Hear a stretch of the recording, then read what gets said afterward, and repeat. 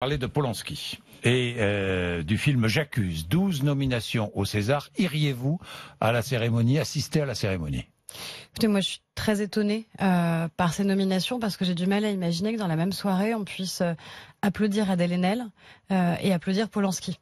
Et c'est un peu une forme de tartufferie de se dire que dans la même cérémonie, on peut à la fois applaudir des femmes qui ont eu le courage de parler, de dénoncer les violences sexuelles dont elles ont été les victimes, et dans le même temps, c'est pas juste la célébration d'un film, c'est pas juste la célébration de quelqu'un qui est en effet un grand réalisateur. Je remets pas en cause son talent artistique, mais on le célèbre dans ces cas-là et on célèbre l'homme.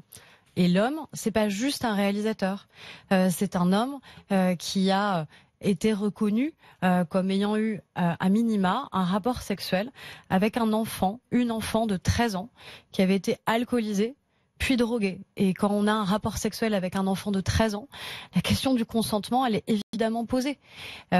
Sans compter après un certain nombre d'autres accusations. Donc moi, je m'étonne honnêtement que le monde du cinéma n'ait pas vu le risque qui était pris par le signal qui serait alors adressé à toutes les femmes, à la fois celles qui ont parlé, et puis toutes celles qui n'ont pas encore parlé, toutes celles qui n'osent pas dans notre pays parler parce qu'elles se disent que leur parole ne sera pas entendue, ne sera pas comprise, ne sera pas prise en compte.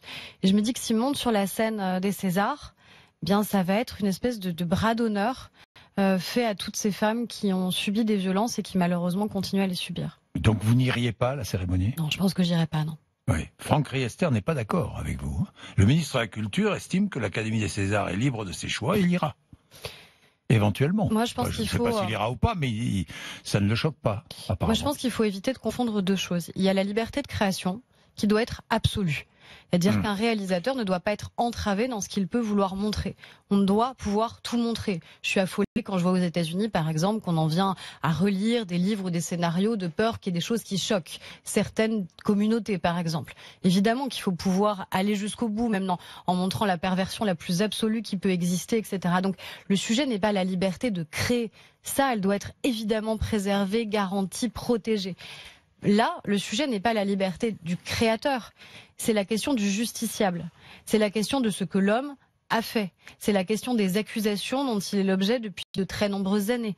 C'est la question du fait que les États-Unis demandent son extradition depuis de très nombreuses années de manière à pouvoir enfin aller au bout d'un jugement, encore une fois, concernant cet enfant. Parce que pour moi, à 13 ans, vous êtes un enfant et vous n'êtes pas libre de consentir à un rapport sexuel après, encore une fois, avoir été alcoolisé et drogué avec un homme qui a 30 ans de plus que vous.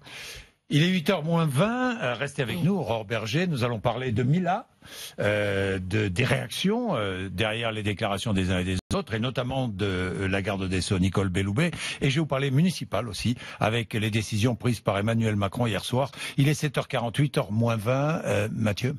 A tout de suite, RMC, Bourdin Direct. Et ce sondage.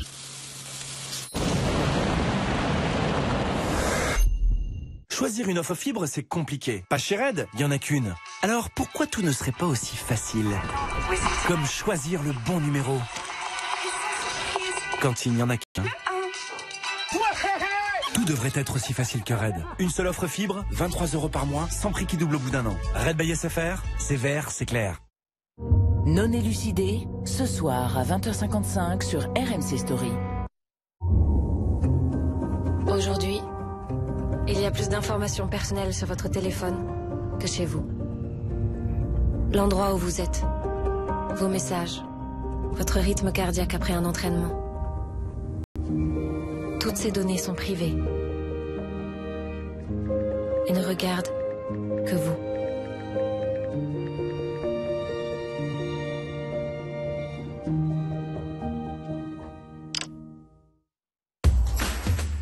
Prêt à maîtriser votre style? Rejoignez le club. Nouveau produit coiffant Barber Club de L'Oréal Men Expert. Co-créé avec des barbiers. Plutôt rétro, naturel ou décoiffé, travaillez votre style comme un pro avec les produits coiffants Barber Club de L'Oréal Men Expert. Et pour discipliner votre barbe, découvrez la gamme complète Barber Club. Rejoignez le club. Vous le valez bien.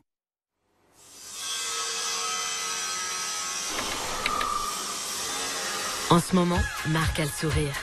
Il a pu bénéficier d'un service pour l'aider à s'occuper de sa maman âgée et dépendante. Et ça, c'est parce que son patron a fait le diagnostic du capital humain dans le cadre de son contrat Malakoff Humanis. Pour trouver des solutions adaptées à votre entreprise et à vos salariés, Malakoff Humanis crée le diagnostic du capital humain. Malakoff Humanis, on aime vous voir sourire. And when I'm dreaming, well I know I'm gonna dream about the time when I'm with you.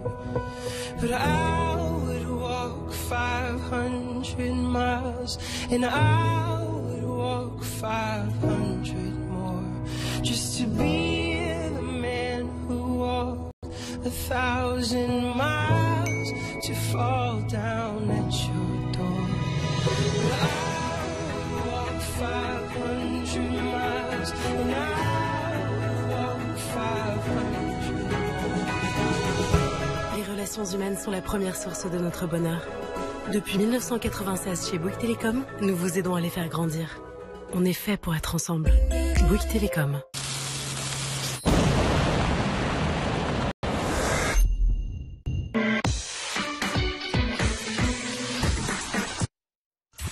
RMC 6h-9h. Bourdin Direct. Il est 7h43.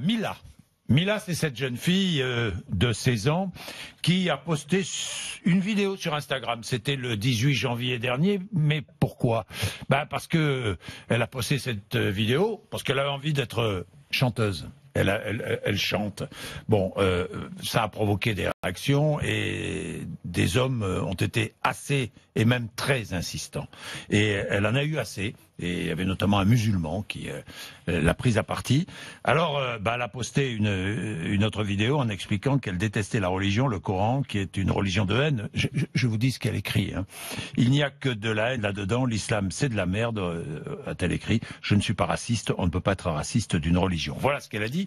Alors, ça a provoqué des réactions. Parce que cette vidéo est devenue très vite virale sur les réseaux sociaux.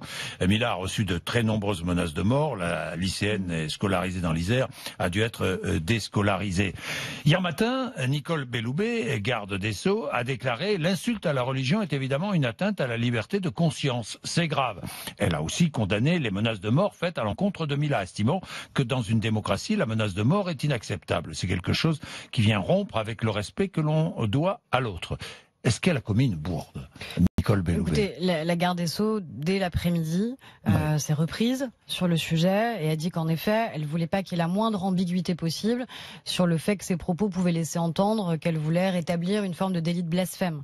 Donc il y a évidemment absolument pas cela dans ses propos. Bon, elle s'est trompée. Et je pense qu'elle a eu raison de clairement le dire, parce qu'il ne faut pas laisser penser que dans notre pays, une jeune fille mériterait de subir ce niveau de menaces, de mort, de viol, d'attaques homophobes aussi, comme elle a pu l'avoir sur les réseaux sociaux d'une part. Et d'autre part, ce qu'elle a dit, elle a tout à fait le droit de le dire dans notre pays. On a le droit de ne pas partager ses propos, on a le droit de trouver que c'est beaucoup trop véhément, on a le droit de trouver que c'est injuste, mais elle n'a jamais attaqué les personnes. Et c'est ça la différence qu'on doit faire dans notre pays. On a le droit au blasphème, on a le droit de critiquer les religions, toutes les religions, et d'attaquer, même de manière très virulente, les religions. On a le droit de faire les couvertures de Charlie Hebdo, et heureusement dans notre pays. Ce dont on n'a pas le droit, et heureusement évidemment, c'est d'attaquer les personnes qui croient, c'est de les désigner. Et ça n'est pas ce qu'elle a fait d'ailleurs, elle le précise très clairement dans sa vidéo, où elle dit « je n'attaque pas les personnes ». Donc je pense qu'il faut être très vigilant là-dessus, parce que certains, je l'ai bien vu là aussi sur les réseaux sociaux, ont cherché à s'engouffrer dans cette brèche-là, pour essayer de tout mettre sur le même plan. Aurore Berger, 2 enquêtes distinctes sont ouvertes. L'une du chef de menace de mort, très bien. Menace de commettre un crime, harcèlement, usage de l'identité ou de données d'identification d'autrui en vue de porter atteinte à la tranquillité et à l'honneur, on est bien d'accord. Mais il y a une autre enquête qui est ouverte aussi, du chef de provocation à la haine raciale. C'est-à-dire que on enquête sur Mila qui pourrait être accusée de provoquer la haine raciale. Ça ne vous choque pas ? Je suis parlementaire, donc je n'ai pas, vous savez, normalement à commenter. Ce que je peux vous dire, c'est que j'ai une forme d'incompréhension très forte à l'égard de cette enquête qui est ouverte, parce que Vous ne comprenez pas qu'on ouvre une telle enquête. Je partage les propos de Mila. Je ne vois pas où peut être la haine raciale à l'égard d'une religion. Une religion n'est pas une race. Une religion, c'est pas une ethnie. Une religion, c'est une communauté de personnes qui croient, dans une certaine culture, etc. Donc, ce qui est tout à fait respectable. Mais En tout cas, j'ai du mal à voir en fait où est fondée la haine raciale qu'elle aurait provoquée. Par contre, je vois très bien, malheureusement, la violence dont elle a été l'objet et qui est là absolument intolérable. Je suis très étonnée des propos, par exemple, du président du CFCM, qui finalement dit elle l'a bien cherché. Monsieur Zécry, oui. Mais c'est ce qu'il dit. Il dit après tout, au regard de ce qu'elle a dit, qui sème le vent récolte la tempête. Mais ça veut dire quoi? Ça veut dire que si demain cette jeune fille, parce que pour l'instant, ça n'a été que de la violence sur les réseaux sociaux. Mais elle a dû être déscolarisée quand même. Oui. Et si demain elle est attaquée vraiment, physiquement, dans la rue par celles et ceux qui aujourd'hui sont courageusement anonymes sur les réseaux sociaux, je pense que toutes celles et ceux qui auront dit elle l'a bien cherché seront responsables aussi de ça. On devrait la protéger. On devrait tous parler pour la protéger. Mais le parquet, en ouvrant une enquête, encourage.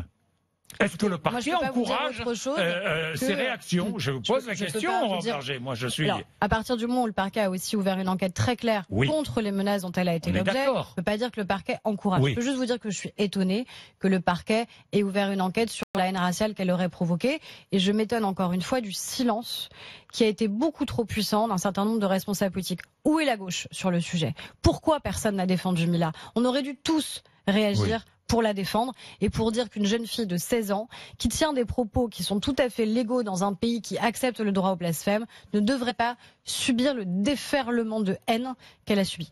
Bien, Aurore Berger, les municipales, simplement, décision d'Emmanuel Macron, il n'y aura pas de ministre candidat à Biarritz.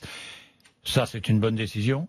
C'était indispensable. C'est une sage décision. Une sage décision. Et à Paris, Cédric Villani est exclu de La République En Marche. Vous êtes porte-parole de La République En Marche. C'est aussi une sage décision? Oui, on était hier dans l'instance qui décide de ce genre de choses. On l'a fait à regret, parce que moi j'aurais préféré évidemment qu'on n'en arrive pas là, mais je pense qu'à un moment, il y a une nécessité de clarté. Cédric Villani, est-ce qu'il peut gagner à Paris? Vraisemblablement non. Est-ce qu'il peut par contre concourir à nous faire perdre à Paris? Vraisemblablement oui. Est-ce qu'il s'est mis en dehors de La République En Marche en maintenant sa candidature plusieurs mois après n'avoir pas été investi? Oui. Et donc il faut de la clarté vis-à-vis des Français, vis-à-vis des électeurs qui ne comprennent pas qu'il puisse y avoir deux candidats qui se revendiquent du même parti. Et on a un seul candidat à Paris qui est Benjamin Griveaux. Et moi j'espère de tout cœur qu'il pourra gagner. Merci Aurore Berger d'être venue.